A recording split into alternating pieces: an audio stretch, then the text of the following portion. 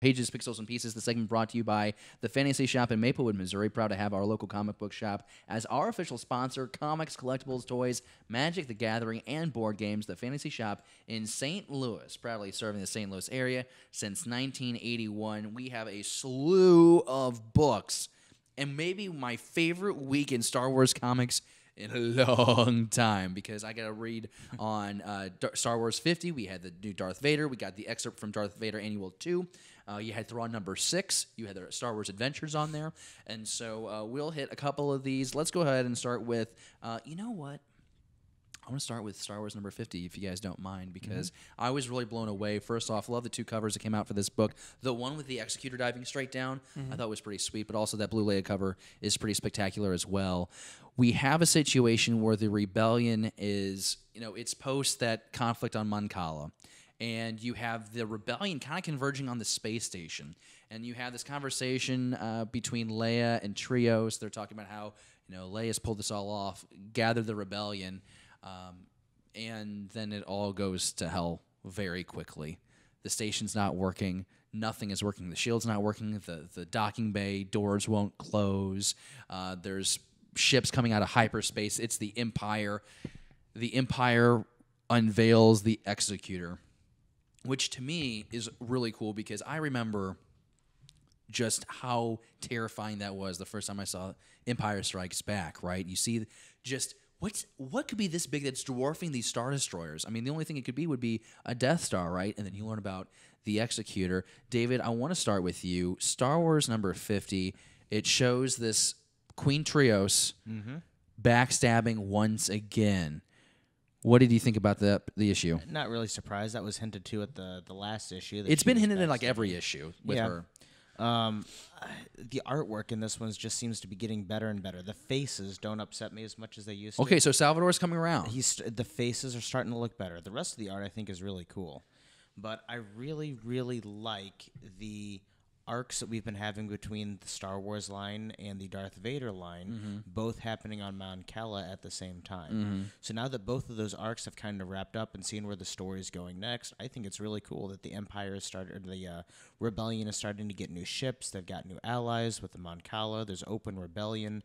So there's some really cool images here with explosions and things blowing up. Something I'm not totally familiar with in the new Star Wars canon is seeing the different kinds of bases the Rebellion had. A lot of my knowledge came from games like Empire at War or Star Wars Battlegrounds. And this battle station that we get here, Jesse, in issue number 50, is very reminiscent of that Empire at War station, and a game that I have a lot of love for. Was there anything that particularly stuck out with you? I really just, like David mentioned, I just like seeing the Rebellion kind of pulled together because usually they're always on the run. Yeah, it's nice seeing all this stuff kind of like tie in. Like I have to agree, like, we had these 2 story arcs that were basically, running side by side, and then we get this. And I agree with you, absolutely terrifying to see the Executor, like, because then, they reel it back and you see just your standard Star Destroyer, and then you just, I'm sitting there going, does it have how many shopping malls in it? It's Spaceballs, right? But like, yeah, what I'm saying, like, this is a huge ship, and like I loved everything about Star Wars. That thing's probably got like a crap ton of firepower. What do you think of Vader in this issue? Oh, menacing, very menacing, very very different than what we've been seeing in the Charles Soule comics. We're like 15 years later on. Yeah, so I mean, you get a the lot same, more confident, but you're getting a lot of different body language, a lot more menacing. And I have to agree, like the artwork, I skimmed through this one. I'm still struggling with, the facial. Style. It is better than previous issues.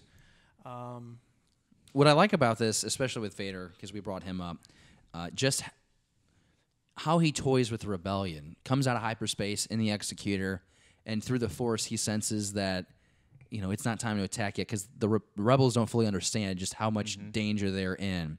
And so the Rebels continue to lose their mind. They're trying to evacuate ships. They're trying to go on the offensive. The docking bay doors don't open. And then Vader's like, now is the time. And so it's exciting to see where issue 51 allows us to go, because the assumption, I think it would be, complete obliteration, and only a miracle is going to allow these rebels to escape.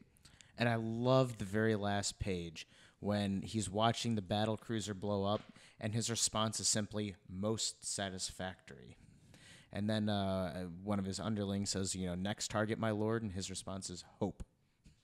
It just it's a great big shiny helmet on the page. Yulin does good work, man. He's a good writer. Yeah. Okay, so we talked about Darth Vader 18. I briefly want to mention Darth Vader Annual number 2. Chuck Wendig is writing this issue, and I cannot tell you how excited I am. Did you guys get a chance to look at this? I saw the preview. But You won't hurt my heart if you didn't read it. Well, the Annual 2 hasn't come out yet. It's just a 18th. preview. Yeah. Yeah, it's just a preview. I'm excited. Like, I actually want to read that line now because I haven't. I've been focused completely on Charles Soule's stuff. So like, Well, this is Charles Soule's.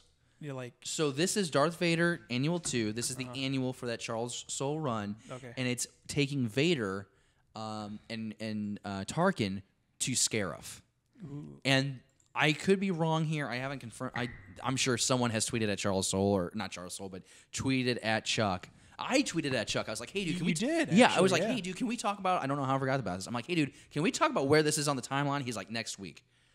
The vibe I get is this is like right after Rogue One. I'm assuming the rebels have just stolen the plans. You have Tarkin coming down to the planet and finds Vader inside the vault, looking at the plans of Stardust. Now, here's the thing. How could he be looking at the plans of Stardust if the rebels just took them? Okay, well, the plans could have been recovered from up top. I don't. Well, no, it has to be because how Scarif wouldn't be in existence. well, Scarif the plant, like they didn't blow it up completely. No, but the I mean, tower. I'm pretty sure they're in that tower. the tower is pretty much obliterated, I think. Right. So Okay, so it has to be pre. I got too excited. Yeah. Okay, so I'm like 95% sure this is before Rogue One. Yes, But it's still going to Scarif, though. yes. And I think any trip to Scarif with Tarkin and Vader should get you real sweaty. The Yeah. synopsis is that Darth Vader intends to for the Emperor to hold no secrets from him, which means it's time to dig into the pet project of Governor Tarkin and Orson Krennic, the massive battle station being built on Geonosis. The opportunity arises when the project is hindered by sabotage from unknown forces. The Emperor calls on his Dark Enforcer to root out the source of the treachery that threatens to destabilize the Empire's galactic ascent. Okay, and this still has to be very early on because the Death Star is referenced as still being constructed over Geonosis. Yeah. That's like the first 10 years of this thing. If you don't know, in canon, in the new canon, basically what happened was the Empire took the entire Geonosian race, made them labor to construct the Death Star. At one point, there's a mutiny, and like 2 million Geonosians get blown up, in an early on phase of the Death Star construction, which is pretty cool. I wish there was more on that. Read the Tarkin novel. The Tarkin novel, where do I have it? It's right here. Boom. more that's covered in Rebels too. Yeah. You learn that basically. James Luceno, who also wrote a book that should never have been not canon, the Darth Plagueis book, that love should have that always cover stayed. art. But James Luceno's Tarkin novel, you got to read this if you want to have a really good appreciation. This and Rogue One, the novelization, Catalyst, all three books back to back to back. Great reads. Anything that we want to, I think we've really nailed that one. I guess we need to go ahead and dive into Darth Vader 18 because that's the one that I think it has Jesse lactating right now.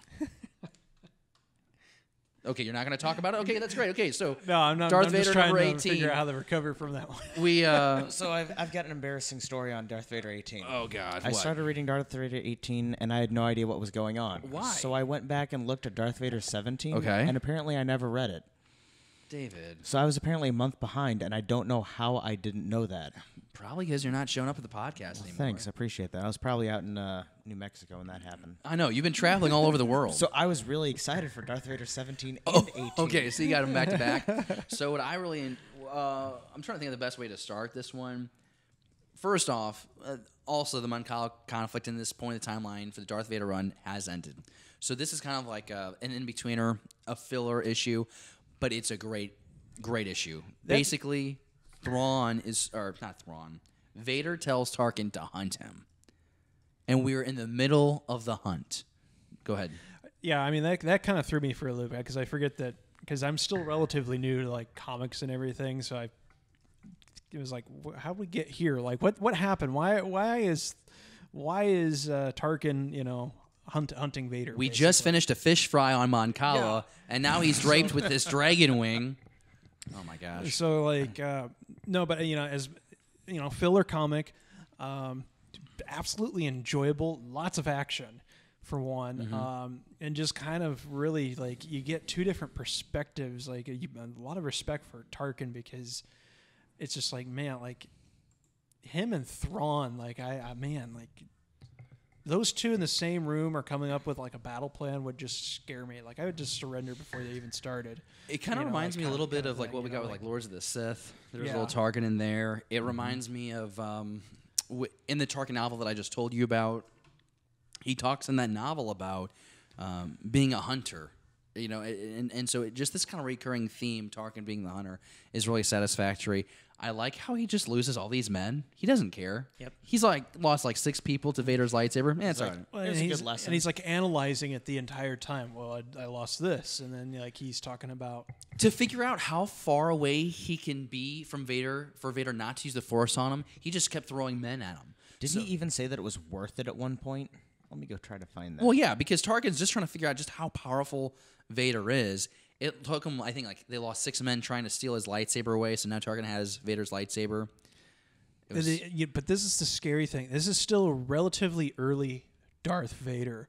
So fast forward to The Empire Strikes Back. Vader is able to choke, an admiral to death on another Star Destroyer when he jumps in above Hoth, too close. Mm-hmm. So like this is like, eventually, even if Tarkin would survive, by no means was that a safety. Well, we now safety know, net. We now know that you can teleport yourself essentially across the galaxy, so anything is possible. It is possible. Yeah. But Vader's pretty raw in this issue. Anything else that stick out to you, David? No, I just really liked it. It was a filler, but I really liked the filler. I think it was great, and you need these issues to kind of give you a break, and it also allows you, if you haven't been reading the comics, here's a great point for you to jump in. Here's a single 22-page story. Now you're to come in on a new run in a couple weeks, 3 weeks, I believe, is when 19 drops, and it kind of allows you to catch your breath, which I think is always a good thing. Thrawn 6, do we need to spend a whole lot of time on it? It's as usual. It's on my to-do list. You haven't read the novel yet, so I'm not even going to worry about I'm it. preparing. David, do you have anything? This series started out really, really exciting for me. Mm-hmm. And I think now that I've read all 6 issues, it was because I really liked the backstory of Thrawn, how he was discovered, how he kind of used his savvy to get through the ranks and get promoted. Mm-hmm. But the overall plot line with the Night Swan and you keep telling me to watch Rebels to learn more about Price. But neither one of those storylines really garnered my attention. Like, they were boring to me. They weren't exciting. The stakes weren't high enough for me for Thrawn to do some exciting things. So it was like I started with a what's even the like a I don't know. It started really good and then it sucked. Okay, yeah, that's pretty. Was the book better? I would say the book was better, but I also think that this cuts through a lot of the. There'd be like 5 pages describing, like how Thrawn sneezed into his handkerchief, and you don't have that with the comic. It's a lot more. Here's what it is. It's written like Tolkien. Kind of, yeah. So I mean, the first 2 issues or so I loved. I thought it was great. The artwork was consistently awesome throughout the entire thing. I just wish, and no knock on the comic since it was based on the book. I just wish the stakes would have been higher. I wish that the bad guys would have, Thrawn's bad guys, so I guess really the good guys, would have been more engaging to me. Night Swan just wasn't exciting. I didn't like anything about Price whatsoever. Well, then you'll be excited to know that the next topic on Beyond the Blast Doors is a new excerpt from Thrawn Alliances, the second novel of the new Timothy Zahn Thrawn trilogy. And this excerpt features Padme Amidala. All right, we're all really excited about Padme Amidala. Did you guys get a chance to read the excerpt? I skimmed Nope, through it. you didn't. It's all right. No, David? this one I did not.